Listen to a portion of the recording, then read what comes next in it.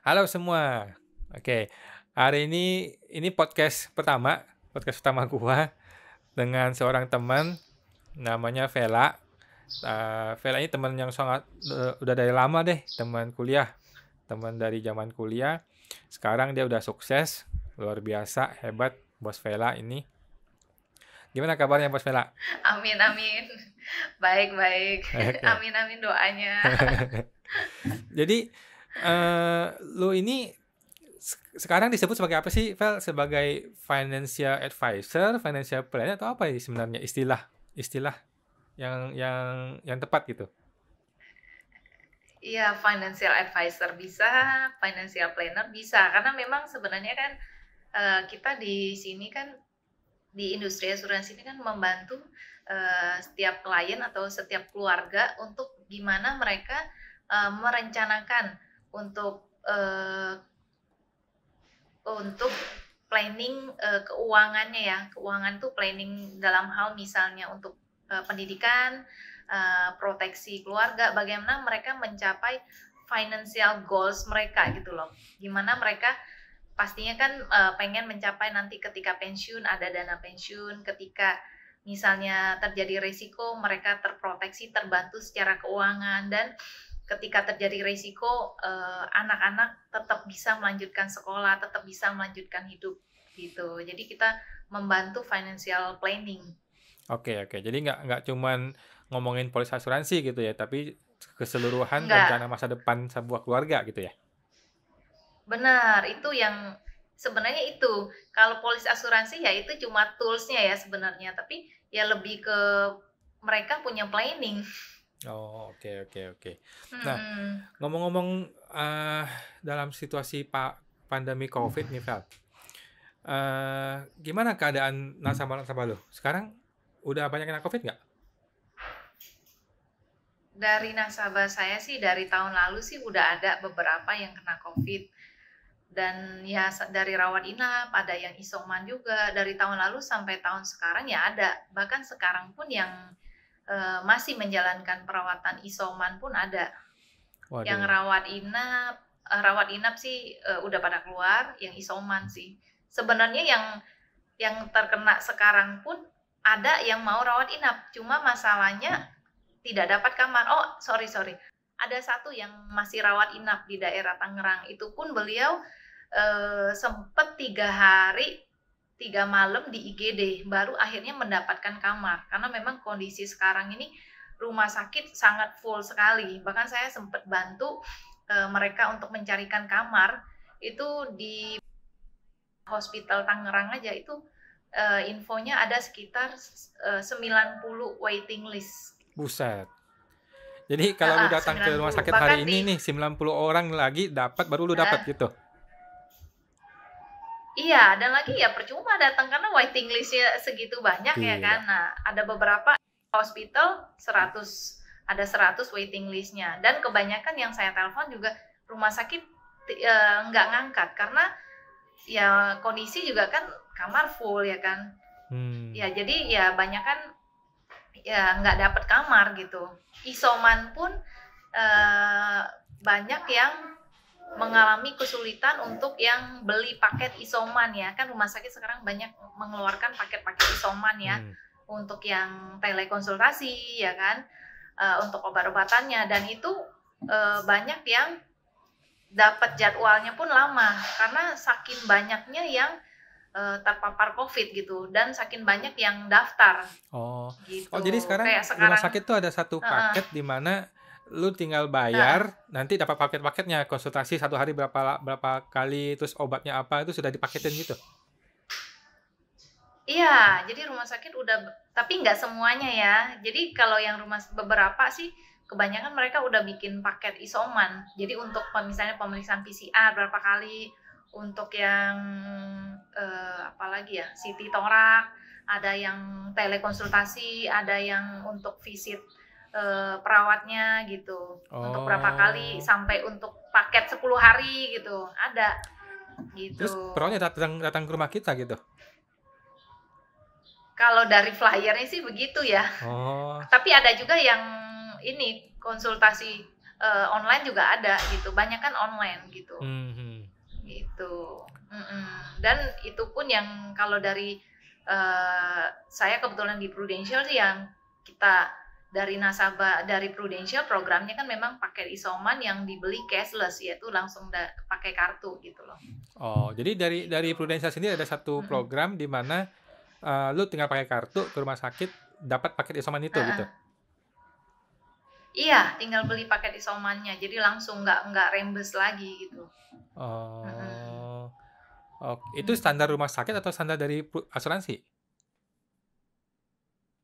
Kalau paket isomannya dari rumah sakit, tapi kalau untuk pembelian paketnya cashless pakai kartu Prudential kan memang ya dari Prudential memang mengeluarkan itu kebijakan itu dari 28 Juni untuk yang nasabah Prudential, mereka bisa beli paket isoman itu di rumah sakit terkanan yang memang memiliki paket isoman itu. Oh gitu. Oke. Cuma infonya banyak banget. Ya memang jadi yang terpapar COVID itu sekarang memang luar biasa ya, saya bilang, makanya ngeri banget. Luar biasa ya. Iya luar biasa. Bahkan di dekat daerah saya tuh ya ada nasabah, jadi di itu nggak ada paket isoman, tapi kan mesti daftar mau konsultasi ke dokternya itu jam 6 pagi aja udah mesti antri untuk ambil nomor. Buset. Untuk konsul ke dokternya karena rame banget. Dan kalau sekarang mau cari kamar rawat inap itu nggak bakal dapet, susah banget. Kalaupun ada pasti akan diprioritaskan pasien-pasien yang kritis. Kalau yang ringan pasti akan dianjurin isoman karena udah nggak memenuhin lagi gitu loh. Rumah sakit udah nggak punya kamar lagi. Cuma kemarin kayaknya aku ada dapat broadcast juga, beberapa rumah sakit kayak ada buka tower juga ya, tower baru khusus yang COVID. Oh, dia buka tapi tower kalau baru. Menurut saya pun ya tower baru gitu. Tapi kalau feeling saya sih kemungkinan mungkin yang nggak bakal cukup juga karena kan yang terpapar itu banyak banget gitu. Ya setidaknya yang membantu lah ya kalau yang benar-benar kondisi berat gitu. Apalagi yang butuh oksigen. Dan belakangan pasti sering banget dapat ini ya WA broadcast yang cari oksigen, yang cari plasma, donor plasma. Ya itulah kondisinya sekarang memang lagi darurat banget gitu. By the way, oksigen itu bisa dibawa ke rumah kan? Terus bisa pasang sendiri kan? Bisa beli. Cuma masalahnya kan kondisinya di mana-mana yang saya tahu kosong loh kondisinya. Oh, oke. Nah, sekarang gini nih. Bahkan ya itu. Kalau gua nih sebagai nasabah gitu ya. Karena gua sebagai nasabah Prudential. Kita tahu kondisinya di mana rumah sakit tuh nggak bisa nih. Sekarang kalau kita ke rumah sakit pun percuma kan, nggak ada ruangan, nggak ada ICU. Kalau gue mengalami gejala nih, contohnya sesak gitu. Nah, bagaimana tindakan gue? Apa step-step mesti gue lakukan? Ini kan banyak simpang siur nih beritanya. Mesti begini, begitu, begini gitu. Nah, sekarang lu kan berada di pengalaman langsung di lapangan. Kalau gue seorang nasabah, gue mengalami sesak sedikit gitu, apa yang mesti gue lakukan gitu? Kalau biasanya sih mereka akan, kalau memang kan tes dulu dong, tes PCR dulu dong, atau swab antigen dulu ya kan, untuk mengecek benar COVID apa enggak gitu kan. Nah kalau memang ternyata hasil PCR-nya positif, ya pastinya saran saya juga mereka konsultasi dulu ke dokter. Oke. Tapi kan ngantri konsultasi tadi kan? Ke dokter, ke rumah ngantri, tapi tetap harus konsultasi ke dokter. Memang di luaran ada nih, resep untuk yang isoman nih obatnya apa-apa. Kalau saran saya sih ya lebih baiknya kita daripada kita ngambil langsung resep orang, itu kan belum tentu cocok dengan kondisi tubuh kita dong. Ya kan? Better sih ya kita yang pertama kali adalah kita konsultasi ke dokter dengan membawa hasil PCR itu. Nanti si dokter akan ngecek, ya mungkin ngecek saturasi kita, ngecek paru-paru kita, apakah perlu CT torak atau pemeriksaan darah. Nah dari situ kan baru diputusin obatnya apa. Nah ketika udah dikasih obat ya biasanya kalau memang dia nggak parah ya dokter kan akan anjurin untuk isoman. Nah biasanya obat yang dikasih itu adalah obat untuk isoman, misalnya 7 hari atau 14 hari gitu. Jadi tetap saran saya konsul dokter. tetap setelah tes PCR atau antigen Mm, kita ke rumah sakit, mm. tes, tanya dokter, dan itu bisa pakai kartu. Heeh. Kalau rawat jalan doang enggak, kecuali dia beli paket isoman. Oh ya, kalau tadi yang solusi kalau memang misalnya males ke rumah sakit karena kan antriannya panjang banget, itu bisa juga telekonsultasi. Telekonsultasi itu dari Halodoc ya. Oh ya, Hmm. bahkan kan ada berita terbaru kan pemerintah menanggung untuk biaya konsultasi sama untuk yang obat-obatan vitamin melalui beberapa ini ya panel ya. Salah satunya Halodoc, ada Hmm. Alo Dokter juga, Hmm. ada beberapa sih saya lihat sih lumayan banyak ya. Jadi kalau menurut saya ya itu bisa dimanfaatin ya kan. Yang Hmm. penting kalau memang isoman ya mesti dicek yang lebih sering itu adalah saturasi. Jadi mesti sedia oximeter ya. Mm-mm. Tapi oximeter itu Karena kalau memang akurat udah apa nggak sih? harusnya akurat dong. Soalnya bisa berubah-ubah tuh kadang-kadang begini, dalam selang beberapa detik udah Uh-uh. berubah lagi. Ya mungkin mesti inilah, mesti ya sejam sekali ya mesti sering dicek ya. Itu saya kurang tahu juga ya ceknya berapa kali. Tapi ya mungkin kurang lebih minimal sejam sekali kali ya. Mungkin dicek kondisi gimana. Karena kan memang berubah-berubah ya. Gitu. Kalau memang misalnya di bawah 90%, ya itu kan mungkin sesak atau gimana. Nah itu kan bisa dikonsultasikan dengan dokter apakah perlu oksigen apa gimana gitu.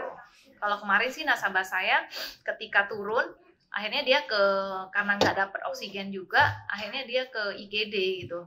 Minimal kan dia ada oksigen gitu. Tadi cuma kondisi sekarang juga rumah sakit oksigen juga banyak juga yang kurang ya. Oh iya, oke. Tadi aku lupa. Jadi kalau ke dokter bisa pakai kartu apa enggak? Karena kan ini nggak nginep.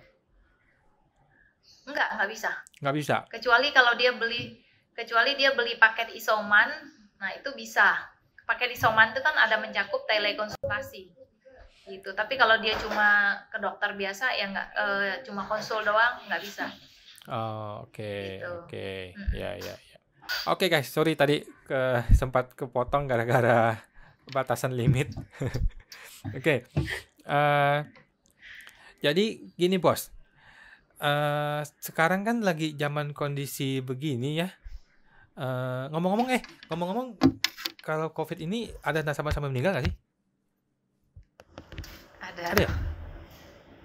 Itu nasabah saya ada. Oh, terus gimana tuh? Sakitnya gara-gara komorbid atau apa gitu? Iya, ada nasabah tapi bukan nasabah langsung sih ya. Jadi nasabah saya punya adik. Jadi dia usia kemarin baru cerita usianya 32 tahun.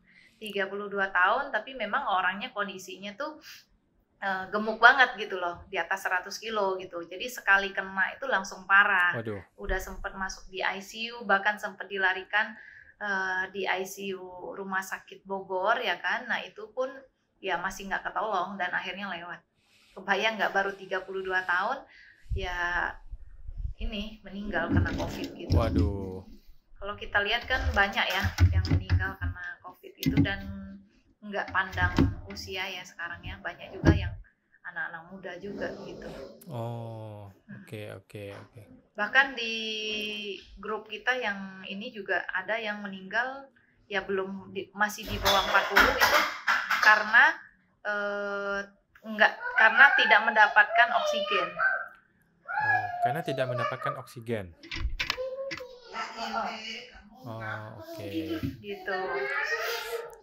Jadi memang kondisi sekarang tuh ya benar darurat lah. Kalau keluarga sendiri ada yang kena? Puji Tuhan sih sehat. Ya. Iya. Oke. Terus di zaman di zaman COVID begini ya, kan kita nggak bisa ketemu orang nih. Nah ini gimana bisnis asuransi nih? Gimana bisnis itu bisa jalan terus gimana? Kan dulu kan orang masih ketemu terus presentasi, ngobrol gitu. Kalau sekarang kan udah hampir nggak pernah ketemu orang, gimana? Ya jadi ya beruntungnya sih eh, begitupun ya kita ngerasa beruntung sih ya. Gua pribadi juga ngerasa beruntung karena di Prudential ini, di bisnis ini kita bisa tetap jalan ya secara online. Apalagi dari Prudential sendiri itu udah menyiapkan supportnya tuh ya dari tahun lalu, dari sejak awal pandemi gitu. Jadi kita bisa untuk ketemu, ngejelasin ke nasabah kan kita bisa via Zoom. Dan untuk kalau memang ada nasabah yang mau pengajuan pun kita ada ininya sih, udah ada cekatan namanya gitu. Jadi bisa online juga. Oh gitu, cekatan namanya. Jadi training ya, jadi semua training kita udah online sampai dari tahun lalu.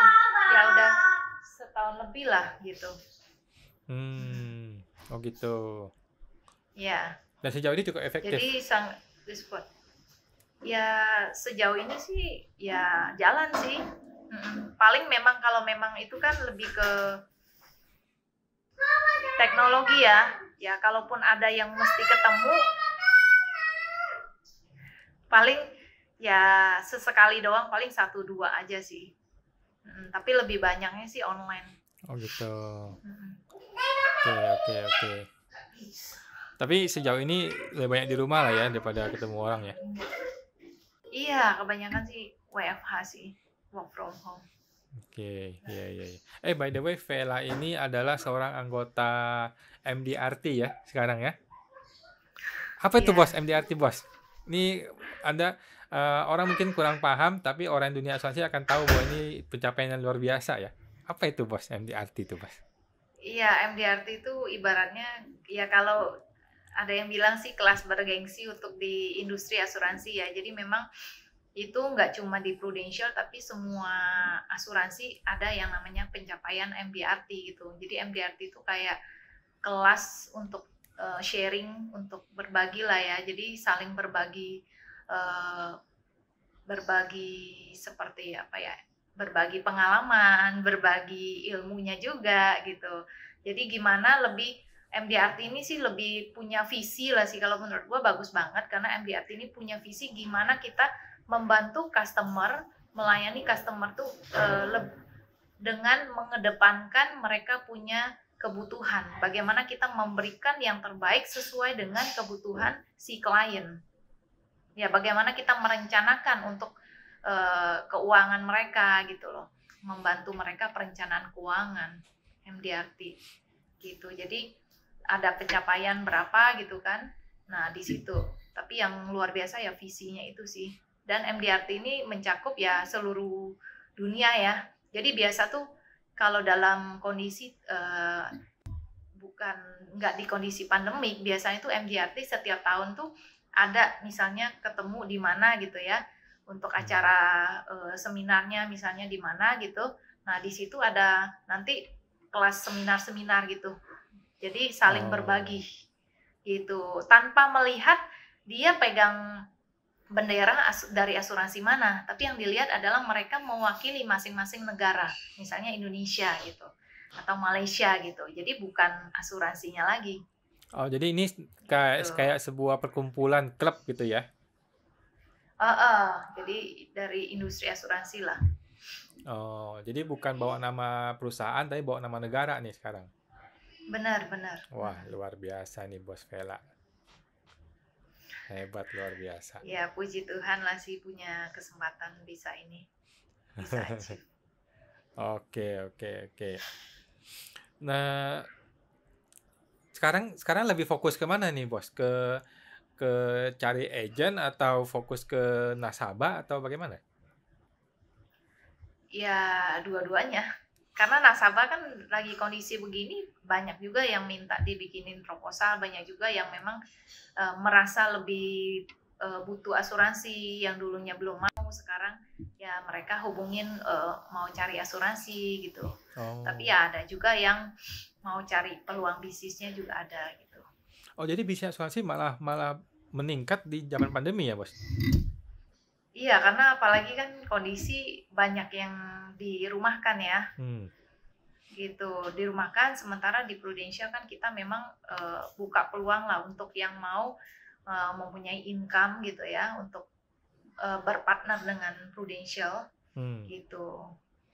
Dan di sini kan juga ada jenjang karir, income-nya juga kalau diseriusin income-nya juga luar biasa gitu. Oh gitu.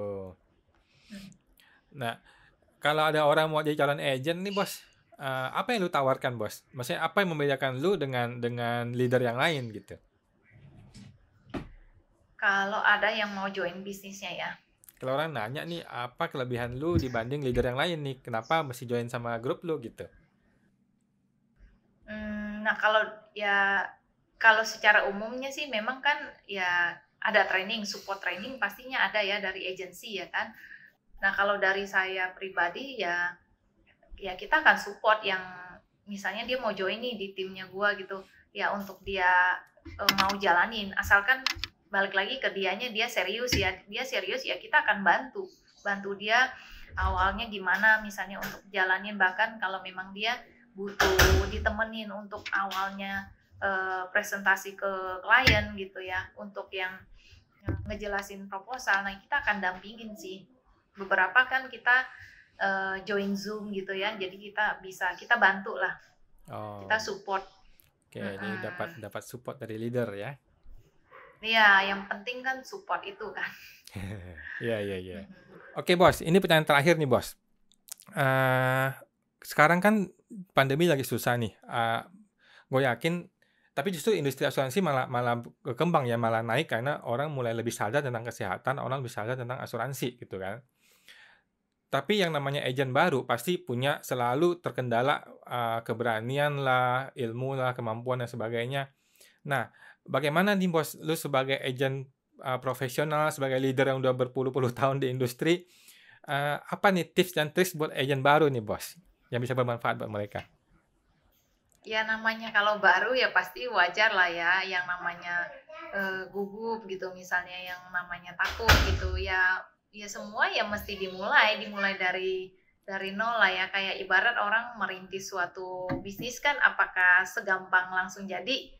Ya kan enggak juga kan ya. Begitupun ya di sini, apalagi kita berbisnis di sini berpartner dengan perusahaan nomor 1 di Indonesia, Prudential, perusahaan yang gede.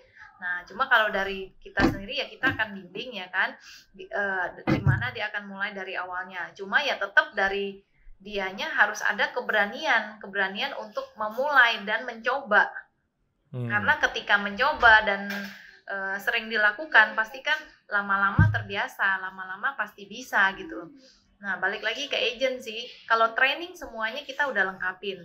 Nah, untuk awal ya pasti kita akan lengkapin dengan training-training yang mereka mesti ikutin seperti apa gitu. Untuk product knowledge, untuk skill gitu, cara presentasi, ya kita akan ajarin gitu. Dari mereka ya bikin list nama dulu ya kan, list nama siapa yang mau dijelaskan, kira-kira siapa yang mau mereka tolong untuk mereka bantu untuk memiliki proteksi gitu. Nah dari situ kalau memang dia belum ada keberanian untuk itu ya saya akan bantu gitu. Bantunya gimana ya, dia bikin janji, nah nanti bisa ketemu via Zoom dan di situ saya bantu jelasin juga. Oh gitu, jadi intinya jangan khawatir lah ya kalau untuk agent baru gitu ya bos ya, pasti dibantu lah ya. Iya pasti ada pendampingan lah untuk awalnya sih, sampai mereka bisa gitu. Okay. Yang penting dari merekanya mau belajar. Mau belajar ya, itu kuncinya ya, mesti mau belajar ya, kalau nggak belajar ya susah. Iya, benar-benar. Oke.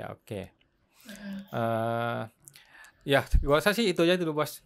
Jadi yang penting semua sehat-sehat ya, keluarga sehat semua, teman-teman sehat semua ya. Iya. Oke, nanti kita ngobrol-ngobrol lagi lain kali bos. Oke. Thank you atas waktunya. Bos Vela. Ya, stay healthy. Sukses selalu. Thank you bos. Ya. Oke. Ya.